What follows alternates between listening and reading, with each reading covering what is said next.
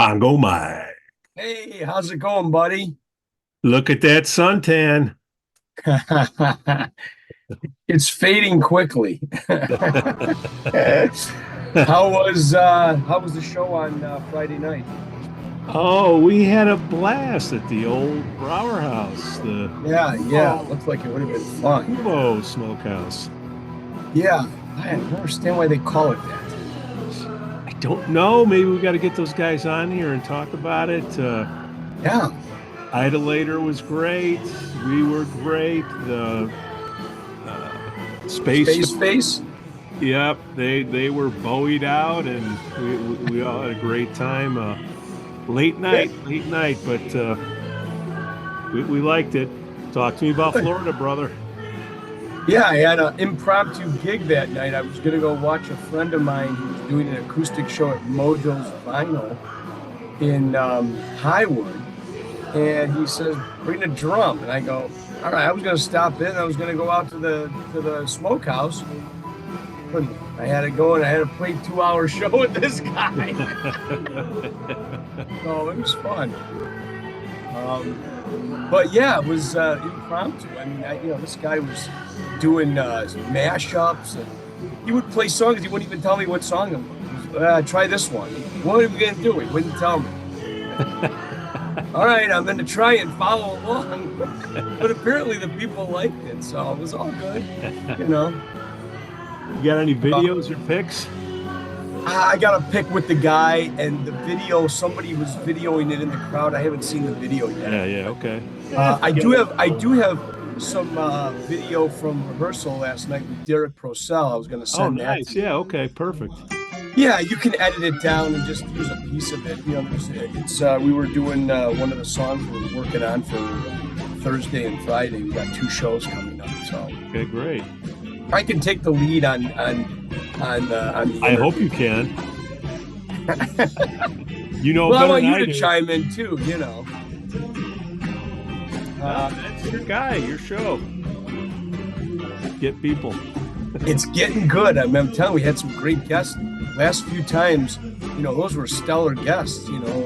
Ed Warms and Oh yeah, Duff and Yerke and Duff. Yeah, we'll get there's more of them out there. We'll get them, starting with Derrick Procell and the other bands. What we got to do is get better about contacting the bands that we're about to play with to come on. Yeah. Couldn't get a hold of Jeff at Space. I'm kind of bummed about that. Oh, were you trying to get a hold of him? Well, we did it for this last show, just to talk about it because we already had him on the show. Yeah.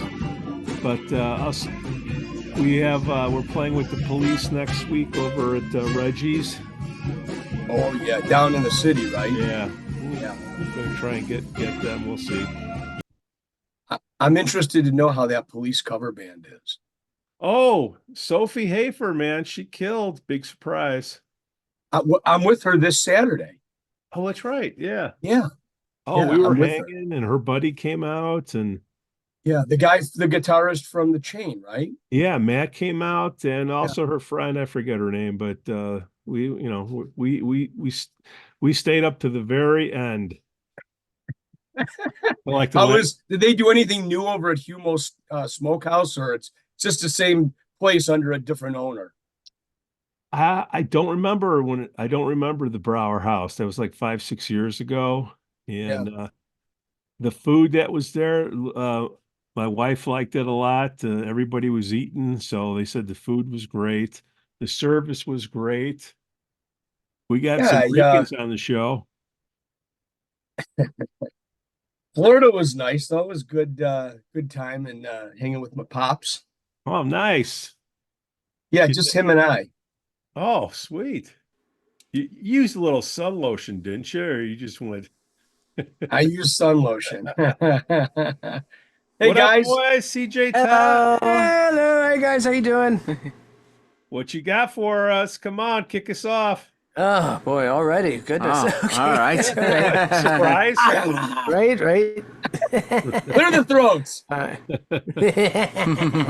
Okay, all right, let's do this. All right, let's do 1, 2, some 3, Beatles. 4. Right, pretty much, right? All right. Oh, okay. What are you feeling? What are you feeling? I feel with my hands. I used to use my hands. Okay, ready? All right. 1, 2, 3, 4. Can't buy me love, love. Can't buy me love. I'll buy you a diamond ring, my friend, if it makes you feel alright. I'll get you anything, my friend, if it makes you feel alright. 'Cause I don't care too much for money. Money can't buy me love. I give you all I got to give. You can say you love me too. I may not have a lot to give, but what I got I'll give to you. 'Cause I don't care too much for money. Money can't buy me love. Can't buy me love. Everybody tells me so. Can't buy me love. No, no, no, no. Say you don't need no diamond rings, and I'll be satisfied. Tell me that you want the kind of things the money just can't buy. I don't care too much for money. Money can't buy me love. Can buy me love. Love can buy me love.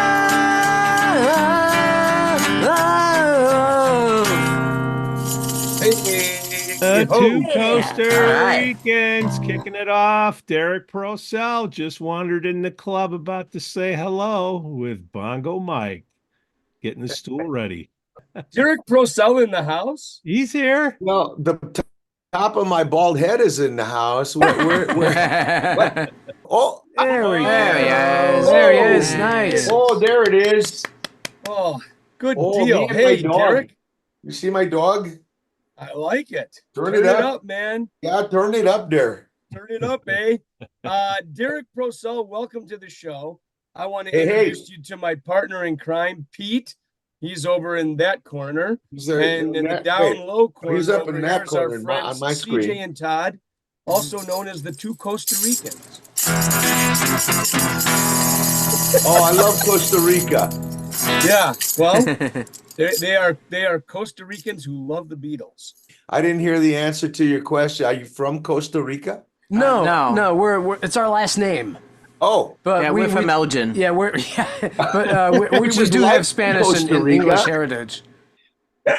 Elgin, every time I go through Elgin, I think, God, this is just like Costa Rica here. Amazing. I'll tell you a funny story. The first time I was in Costa Rica, we're going up to some place up near a volcano, right? And our driver's pointing out these beautiful pastures. And I look out the window and I go, and I see some cows standing in the pasture. And I said, wow, this could be like Wisconsin. And that just cracked up my wife and daughter. They were like, yeah, right. It looks just like Wisconsin with a big volcano right behind the just like Wisconsin. Not a lot of volcanoes in Wisconsin. Well, it depends on where you look. You ever played the Brat Stop? I have. Yeah. I have played. Yeah. That's as close to a volcano I think as you can get in Wisconsin. Depends on the night. Well, So listen, we at want the very end of your Beatles song, man. It was great. yeah. Thank you, Yeah. thank you. you, much appreciated. Yeah, the two Costa Ricans play around the suburbs doing a couple different bands. You got the Asteroids, right? Mm-hmm. I got that one right. And then we have the two Costa Ricans. Mm-hmm. What was the other band? Blind spots. Blind Spots. So Nice. I like all the names. yeah, playing all kinds of music from the 60s and 70s and Up you to can now. see that More. and our friend Pete over here, he plays in Heart of Glass. He's in the Blondie tribute Oh, the Blondie band. tribute thing, yeah. Yeah. Which I would love to catch that sometime. Oh, it's Great fun. band. We're fun. Great peeps. Blondie's fun, some fun music. She's Yeah. still rocking. I know all about tribute shows. I've been doing them for the last years, and you know, I have fun. I have Yeah. fun doing the ones that I do. Yeah, why don't you talk about some of the projects outside of we'll get to the stuff that you're doing with your solo stuff, your original music, but why don't you tell us a little bit about, the stuff you do with, Soundtracks of a Generation and the Van Morrison and all the other stuff. Well, yeah, the Soundtracks of a Generation is sort of the big, the banner under which all of the tribute shows that I perform are under that production banner. And it's grown exponentially over the last few years. I mean, obviously COVID put a big dent in the performance thing. The Van Morrison tribute show that I come out as Van. I do Van Morrison for better or worse for like, 2 hours. And as far as I know, there's not a whole lot of other tribute shows that do Van Morrison. I mean, like there's a ton of Beatles and a ton of Eagles and a ton of Tom Petty. I mean, there's a lot of tribute shows that feature a lot of familiar artists, but as far as I know, I might be the only Van Morrison guy around the Midwest, at least. I'm sure there are others around the country. Um, but that all grew out of a performance that I did when I met the founder of Soundtracks of a Generation, a fellow by the name of Doug James, a number of years ago, and he was looking for someone to replace a friend of his who was doing Joe Cocker. And he had heard me one night at a jam session, uh,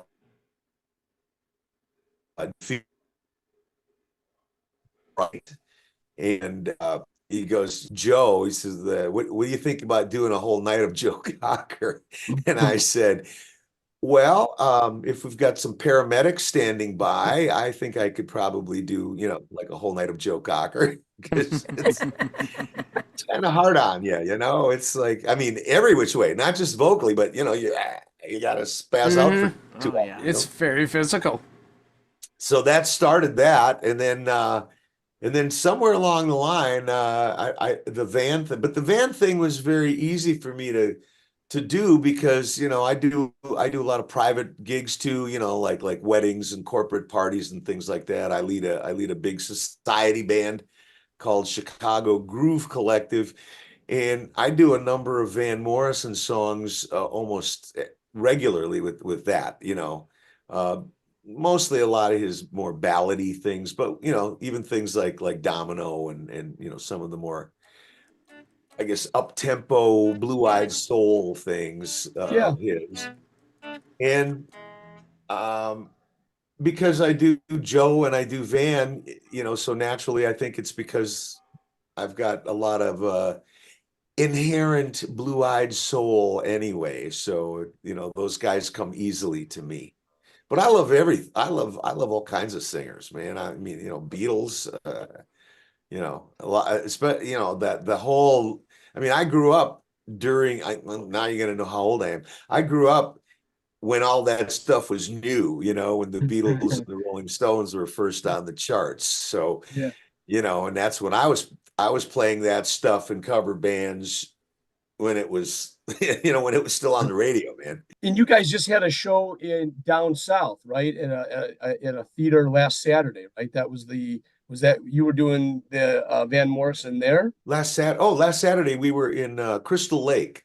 Oh, the Rouse Center. Yeah. Yeah, the Rouse Center for the Arts. Was a really successful show. We Soundtracks of a Generation, and I, as Derrick T. Artist, uh, we have a pretty good following out in that area. In fact, the artistic director there, a fellow by the name of Richard Caranda, um, really dug my original music that I did I did a solo. No, actually, it was a duo performance there for like a little outdoor thing that they did a few years ago, and he's become a big fan of mine. And I mean, he knows me from doing the various tribute shows.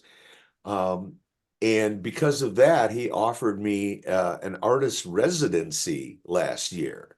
And I've done, which included like 4 shows. And I'm doing the very last one of my shows this Thursday at the Rouse Center for the Arts, which you're going to be on, Mr. Thank you. Orphan. Yeah. We had a great rehearsal last night too. Oh yeah. I mean, it's a big band, you know. It's a 4-piece rhythm section, 2 horns, 2 female backup singers, percussion, and then myself out front, either playing piano sometimes, playing harmonica, or just, you know, singing and twirling around like the Tasmanian devil, you know. Mike, That's good stuff. How do you and Derrick know each other? I would say it was through like Todd and Todd Lazar, and Yeah, I think so. Yeah, right. And the guys from the Black Diamond sessions. I met you going to the Wooden Nickel, on those third Thursdays. That's probably it. Jam sessions. Yeah. I mean, then, a lot of those guys. I mean, the rhythm section. Todd Lazar and Rob Davis are both in my band and in the Black Diamonds, and also play in the Van Morrison tribute. I mean, it's very incestuous, this whole North Shore music community, man. If you're not in at least 2 or 3 bands together, like, what good are you, right? You have to be. We got one here. The Costa Ricans know it. They know it. Yep. Right? Yeah. So they got the show on this coming Thursday at the Rouse Center. That's going to be the last one of your residency. Yeah. And then we've also got a show on Friday at the Levy Center. Is that correct? The Levy Senior Center. Yes, but it's not music for old folks. It's it's just that happens to be the facility that the city of Evanston uses this facility for a concert series called Jamming Gene. And I don't know who Gene was, but apparently, Gene did something special enough that they have these. They're like quarterly, they have 4 of them a year, and in the warmer months they have them outside, but our show will be inside, and they have a nice auditorium, with a stage and all the sound and everything. So, and it's a free concert, and the best part is it starts at 5 p.m. and is done at 7. So I think we get like the after work crowd, and I think if I'm not mistaken, there's like some barbecue. I don't know if it's like a food truck or something, but there's food available, and and if you're like a lot of these musicians that we were just talking about, these North Shore musicians, we're done early enough that you can actually even take another gig later that night. I'm pretty sure Rob Davis has a gig later that night at the house. I know he does. I know it. Yeah, I'm pretty excited about that. I looked at the website, was looking at the auditorium and stuff. It's really nice. So that's 5 to 7, a free show. You can't go wrong. I love getting done at 7 o'clock. It sounds very unrock and roll. That changes. Well, you know what? I'm an old guy, so the earlier the show's over, the better, man. My days of getting on stage at like 10 o'clock, or 11 o'clock. It's like, no, thank you, man. Mike, you were telling me Derrick's got quite a bit of originals, has some awards, got some vinyl out there. What tell us about that? Yeah. Vinyl. Well, yeah, I mean, I my recording career goes way back. I cut my first 45 RPM back when I was 16 years old, man, back in the Stone Age, traveled down to Nashville, Tennessee, and we were just given songs, I mean, I wasn't writing stuff back then, but we were getting like publisher demos, or at least our manager was, and he picked some songs for us, and we were all like little high school dudes, and our organist's father was the manager of the band, and he wanted to be like some, music impresario or whatever. He bought all this equipment. Everybody had Vox amps, and all this stuff.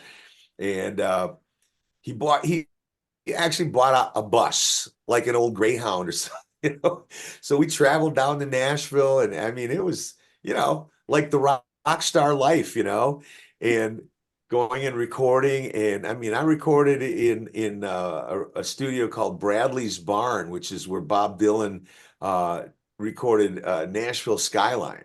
Wow. And yeah, I mean, it was intense for like a little 16-year-old twerp, I mean, like I could just, studio. Yeah. And that was kind of when I knew that this was it for me, I mean, when career day would come around at school, that's all I wanted to talk about was getting back in the recording studio, And I played in a mostly original band or two in Milwaukee back in like the 70s and 80s. And then I fell into the lucrative world of studio singing in Chicago, doing a lot of commercials. I sang about everything, man. I sang for, about beer and cereal and trucks and, spam, literally. Can you give us a spam song, or is it copyrighted? You wouldn't want to hear that. Yeah, probably, I'd get in trouble for it. But literally, like, every kind of product, man. But, I had that kind of voice that was the thing at the time, that sort of tore up beer voice, they called it, like Michelob Light, that kind of Bob Dylan, Bob Seger, Bruce Springsteen kind of ripped up thing, and it served me well, and it, the whole time I'm writing material, and I just gigging around, but not trying to make like a career of it as a performer at that point, because honestly, I was doing pretty well, and I had bringing up a family and stuff, so I like not that interested in getting out there on the road and being gone for long stretches and stuff. So I was more about the creative process at that time, writing, producing. I produced stuff for other people too, in my little home studio here. I'm in the room where it happens, man. This is my little creative workshop, and I do a lot of songwriting, song demoing here. I put out an album in like 20, what the hell was it? 2016, 17, something like that, called Why I Choose to Sing the Blues. Bit of onomatopoeia there. And most of those were song demos that I had done with my songwriting partner. I started writing about 10, 12 years ago with a fellow by the name of Terry Abramson, who was a Grammy winner himself, writing for Muddy Waters, and back in the 80s. And we started writing these blues tunes, and mostly blues, but everything. I mean, Americana, I guess, would be a better umbrella. Yeah. And enough people would hear these songs, and they weren't recording them, but they were like, man, it's a great song, and this guy's singing it, man, he should put this shit out. So when you start hearing enough of that feedback, like, okay, I'll put it out. So I put it out, self-produced, got some great reviews, got some airplay, and I still wasn't that gung-ho to get out there and get on the circuit, at least the blues circuit, but things were starting to pick up. More artists were covering our stuff, and then of course the wheels came off for everybody, and nobody was going anywhere. And that's when I got an invite from a fella down in Texas, who I had done a couple of song demos for as a vocalist. And he just reached out one day and said, he had an actual record label called Catfood Records. And he says, hey, you want to do an album? I'm like, you mean like on your label and you're paying for it? He said, yeah. I'm like, okay, when do we start? So that was the genesis of Hello Mojo, which came out in the 22, in August of 22, to tons of great reviews, a lot of acclaim, international airplay, blah, blah, blah. You got some great players on that album too. It's not really blues. I call it more funky R&B. It's got a little bit of everything. I guess Americana could even be considered part of it, but it's such a great album, you know. Oh, thank you, man. And it's such a treat being able to reproduce pretty much that whole record live. Yeah. You know, which is what we do with the band that you're playing with, which I don't even remember where the moniker came from, but somebody dubbed it the All-Star Mojo Band, which I'm like, okay, that works for me. Yeah. Because I don't want it just to be Derrick Procell and some other guys, you know. Yeah. What's your favorite song on the new album? I'll put it up here. Oh gosh. My favorite song, Like your it favorite might kid, be, right? well, you know, it's like trying to, which one of your kids do you like more, you know? Like, it might be Bittersweet Memory, the song that closes the album. It's one of the only 2 songs on the album that I wrote solo. Most of the other stuff I either wrote with Terry Abramson, like the title track, Hello Mojo, and 3 others. And then I co-wrote 3 songs, I think, with Bob Trenchard, the owner of Catfood. That was part of the deal. You know, you get to do an album on my label, but we're gonna write some songs together, because he knew even then, even more so now, you know, no one's gonna make money selling albums, you know. So, you know, he's been writing songs for a while, and he figured, you know, if nothing else, you know, maybe one of these songs gets a lot of play, or maybe gets picked up and used in a movie or a TV show. Yeah. There's money to be made as a songwriter. In fact, one of the songs that we wrote together, called The Contender, which almost became the name of the album, but I just thought that was too obvious of a name. The Contender. It could have been a contender. But it's a boxing theme song, you know, so I keep thinking, you know, like the next great, you know, Rocky 13 or whatever. They're looking for a song, you know. Here we go. Got it all. You gotta submit it to them. Well, that's the thing. You got, you know, it's all up to the music supervisors. I mean, I've had a lot of music. I've had a lot of songs of mine in various TV shows and some movies, soundtracks. You know, it can be nice. It can be really, really nice. Yeah. You know, if you get it in the right, you know, the right thing.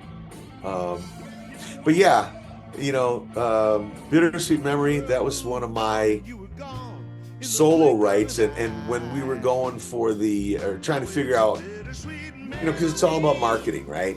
So at least, you know, from the record company's perspective, you know, what bin is this going to be marketed or promoted in? So soul blues is, you know, you know, I guess where I fit because of, you know, the stuff I write and the way I sing.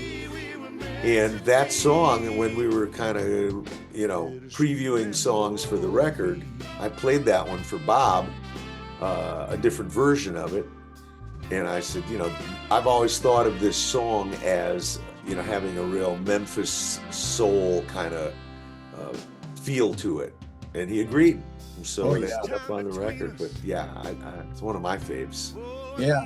There's the whole album is really, I mean, as I had to dig into it to learn the material, and every time I listen to it, I almost find like there's extra percussion in there, right? Like you were telling me when I first gave it to me, you got to listen to it. There's a lot going on. And every time I listen, I'm like, oh yeah, there's some claves, there's some shakers. You know, he's got a tambourine here, he's got chimes over there. You know, it's really loaded with a lot of layers of sounds. And you know, you got the horns and the backup singers, and it's really a nice full sounding album. So, Thank you. very Well, enjoyable. you know, actually, the percussion on that record was done, you know, post. You know, we did the basic tracks down in Texas, all 10 songs, and then my producer Zach Harmon, he called in his percussionist that he'd worked with over the years out in Los Angeles, a guy named Munyungo Jackson. And if you don't know that name, you guys should look him up, man. Munyungo is badass, man. I mean, he toured the world with Stevie Wonder. Okay, I mean, if you're good enough percussionist to play with Stevie, you know, you're pretty badass. In fact, I found out that he, in order to lay all that percussion on my record, he postponed putting percussion on what was going to be the next John Legend record. Oh, really? You're postponing that to put percussion on my record, dude? That's awesome. I'm honored. Yeah, so he's pretty good. I mean, you know, the record sounds so good. I mean, you know, everything from the bottom up, man. The players, the house band for Catfood, and my producer Zach Harmon, and then the final touch was the guy who mixed the record. His name is Jim Gaines, like Gaines. Look him up. And you will see an endless list of people that he's produced and or engineered. Carlos Santana, he did the Supernatural album. He did a lot of Huey Lewis's hits in the 80s. Journey, Stevie Ray Vaughan, Tower of Power. That's why those horns sound so freaking amazing. Because yeah, they do. There's such a full sound that just pops out of that, you know, CD. You know, very good. Derrick, you got any advice on people just getting into the music business? Like, how the hell do you write a song? I know we don't have a lot of time, but what's the formula? How do you do it? You gotta ask for any advice about anything. Well, you're the expert of the hour, my friend. I don't know if I'm an expert, but no, I mean, you know, inspiration. The music business, you know, I mean, there's music and then there's the music business. Music business is so different. You know, the landscape is so different from when I started out. How so? I mean, you know, well, I mean, the advent of you know, home recording, you know, I mean, when I was young, I mean, you wanted to you know, record, man, you had to go in a studio to do it, you know. I mean, you know, there was no Garage Band or, you know, all these different, you know, Pro Tools and Logic, all the different stuff, you know, where you can literally do it in your home, like or your garage or whatever. But even beyond that, you know, the music distribution system is, you know, even in the early days when people were able to record stuff on their own and not have to go in a studio, you still kind of had to rely on the established music distribution system, you know, which was the major labels mostly. You know, if you wanted to get your music out to the masses, you know, and then the internet kind of really helped to kind of smash that system to bits. And you know, and now it's all about, you know, do you have a social media presence, you know, and how many people are on your email list, and you know, how many followers do you have, and you know, how many likes, and how, you know, blah blah blah. It's really different, and but that's just that side of it. I mean, on the music side, you know, do music, do you know, don't try to be somebody else. I mean, I've been pretty successful because I could emulate, well, maybe that's the wrong word. I could absorb what appealed to me, we were talking about like the British invasion bands, I mean, there were so many of them, but the guys that I tended to, gravitate toward were like the guy, the soulful guys like Eric Burdon and Stevie Winwood, like the guys who were emulating the American R&B singers themselves, and to a certain extent, I mean, the Beatles, when they first started playing, man, that's all that most of the stuff they were doing was, American R&B. You listen to their first few albums, man, it's, Chains and things like that, that's all they were doing, man. Twist and Shout. I mean, come on, it was an old Isley Brothers tune, right? That's where they were in, they're getting that from. So that's the stuff that really spoke to me, I mean, as much as I loved Herman's Hermits, or, or Jerry and the Pacemakers, Yeah. So, but that served me well, and further down the road, when I started trying to write my own songs, all that stuff was in there, it was like had already seeped in and was finding its way out. And I when I write, I mean, even when I'm writing in a genre like the blues, which, come on, let's face it, it's 3 chords and 12 bars, and how original are you gonna get, but I strive for that, and that's why I love working with Terry Abramson, because his lyrics are anything but conventional blues lyrics, so he makes me really think outside the box that way, and try to come up with music that fits with his lyrics. And so, sometimes it won't be 3 chords, 12 bars. It'll be a little more original. And then, I try to make the music be what's right for the lyric.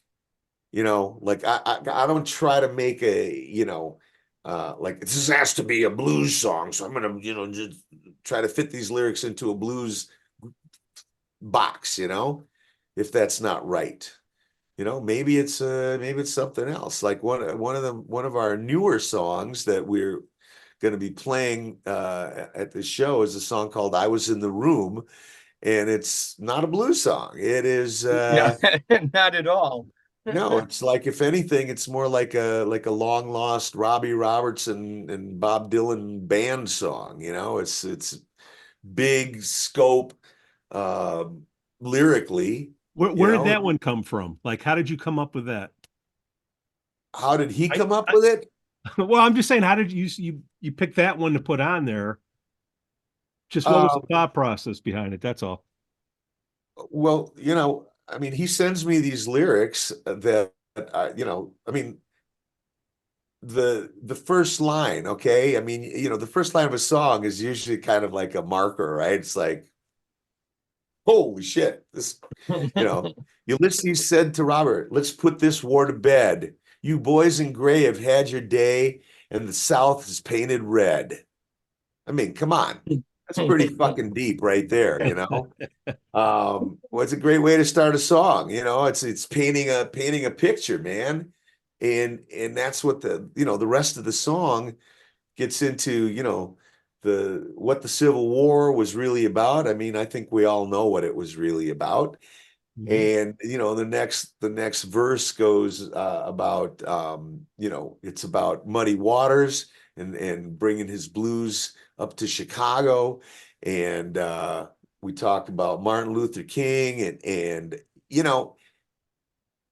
and then the bridge really kind of tells what the real crux of the song is, which is, you can try and reframe history like certain people are trying to do these days in this country, but the facts are the facts, and so the perspective of the song is like, yeah, I was there. I was in the room. I know what really happened, you know, uh, which is really cool, man. I mean, it's deep and so I tried to put the kind of music to those lyrics that fit that. And what came out was sort of Americana, you know, more than anything.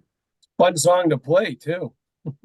It's got a it's got a bunch of twists and turns, man. See, Yeah. that's the stuff I love, man. I mean, hey, don't get me wrong. I love a good three chord, song that's got a undeniable groove and you can get out and dance to it and you don't have to think about it too much either. I love that too. But, a song that takes me on a journey musically and lyrically, that's way more interesting to me. Deeper. And hopefully to the audience as well. Yeah, absolutely. So what is the formula then? If you want to make money, if there's only three chords and putting them together, sounds pretty simple, Derrick. If I knew the formula, I wouldn't be sitting here right now. I'd be in my coastal home in Costa Rica. I don't know the formula. Okay, man. all right. But technology, I try to do the best every time I tackle something. Sometimes, Terry and I, we now are writing because we've had some success. We're now writing songs for artists. I mean, who are asking us for songs. So like it's almost like a custom write. And more often than not, we hit the nail on the head. But we just had an example of a song that we both thought was like right dead on, and the person we wrote it for was like, nah, this doesn't feel genuine to me. Love the music, but the lyrics just didn't resonate. So it's back to the drawing board. Now, do you take those songs and keep them for yourself? Like you were writing for somebody else and it didn't work for them. Do you try and maybe rework it and use it for your own catalog of music? It'll be in our catalog and yeah, we'll see if it might be right for someone else, Yeah. I mean, it's not that personal, you know what I mean? Yeah. Hey, it's a good song, but then I'm biased. all right, and Derrick, what's the best song ever written? Holy moly. Like that? You like that? Pete's throwing curveballs. Curveball. The best song ever written. Yeah. Holy man. American Pie.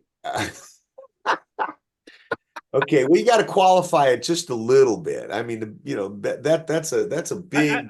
I know, that's why I asked it. You Okay, gotta the narrow it best down, song my ever friend. written. Okay, for me personally, Yeah. the song that there's probably one of the, I don't know if it's the best song, but it's certainly in my probably top five, maybe even top three. Okay. Is A Whiter Shade of Pale by Procol Harum. Because the first time I mean, boy, talk about, British invasion bands that just grab me. The first time I heard Gary Brooker's voice singing that, and it was funny because I remember I was a young teenager in Milwaukee, Wisconsin, and the DJ, here's a brand new song from Mr. Procol Harum. Mr. Procol, because he didn't know who the, Yeah, right. Which one's pink? who knew what the hell that even meant, right? What was that song about then?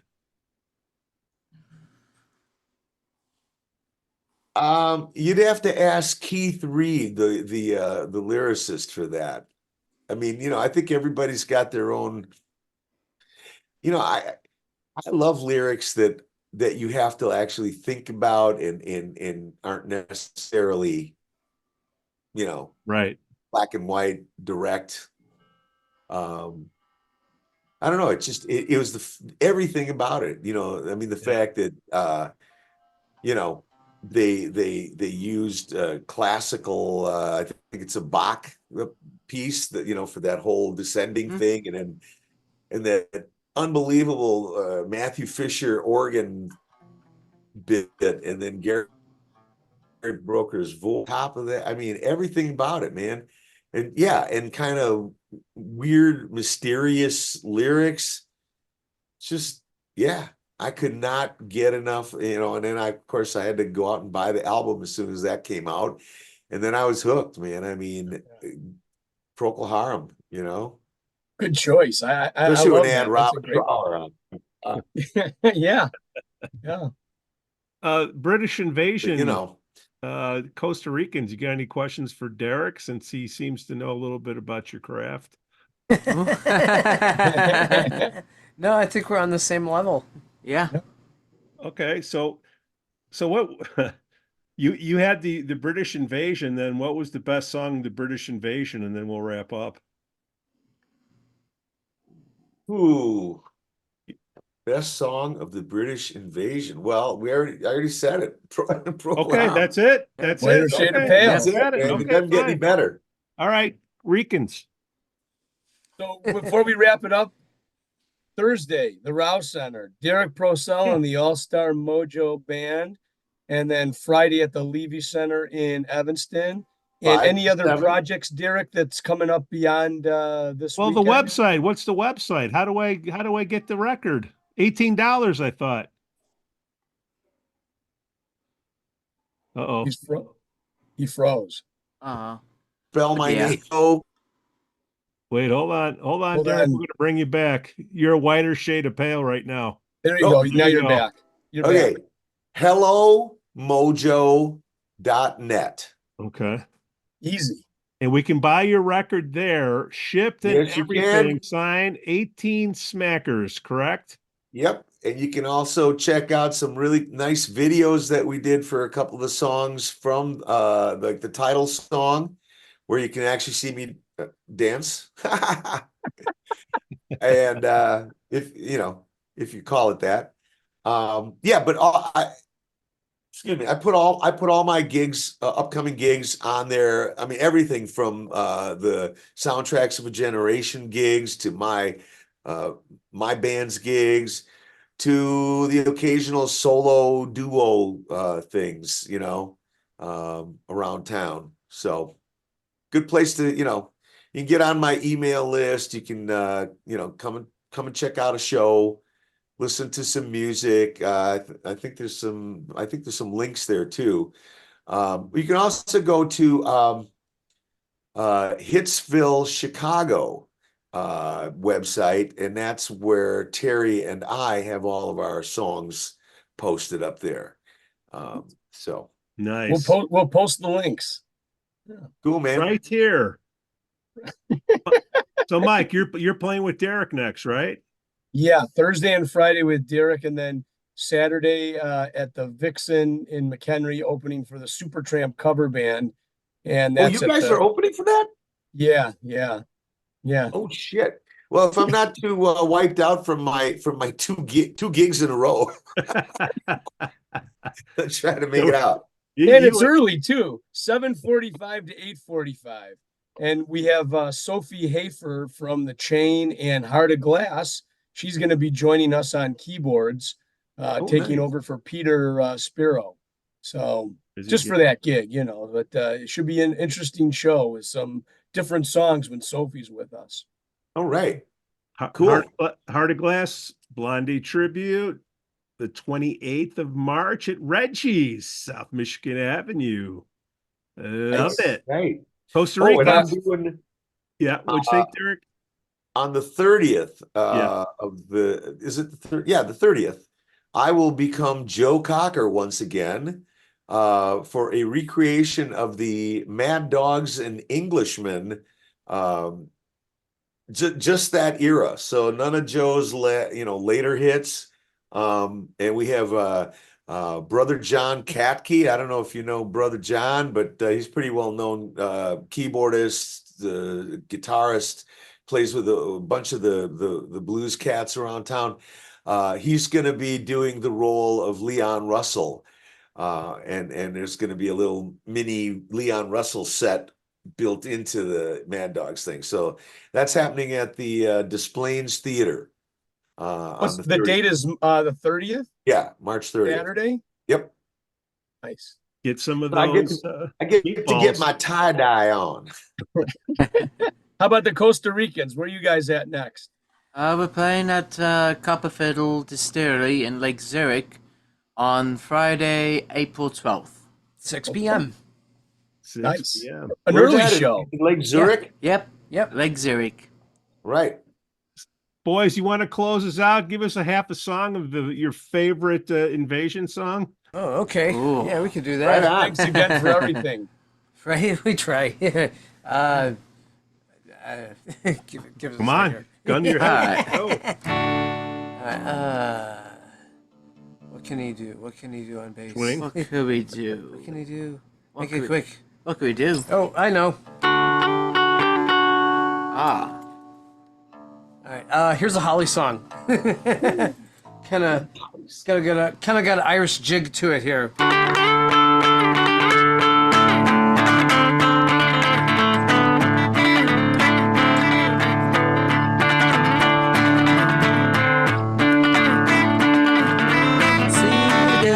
Symbols on her fingers entering through the door. Moving, glistening from her navel, shimmering around the floor. Bells that beat go ting-a-ling-a-ling, going through my head. Sweat is falling just like a teardrop's running from her head.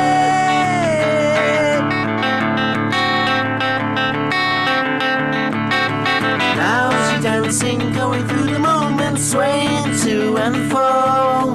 Body moving, bring her back a memory, thoughts of long ago. Blood is rushing, temperature is rising, sweating from my brow. Like a snake, her body fascinates me, I can't look away now. Stop, stop, stop all the dancing, give me time to breathe. Stop, stop, stop all the dancing, all I have to leave. Derrick Procell, Bongo Mike, the two Costa Ricans. Oh yeah, man. I The was adding internet that has third just harmony been part to broken. there. Thank you. There's Love your that new song. opener, Derrick. Thank you. There's your new opener right there. Gentlemen, great show. The internet will never, ever be the same. Thanks for your Thank time, you. Derrick. Derrick, thank you, my Guys. friend. Costa Thank Rica. you, Derrick. Thank you for the invite. All right.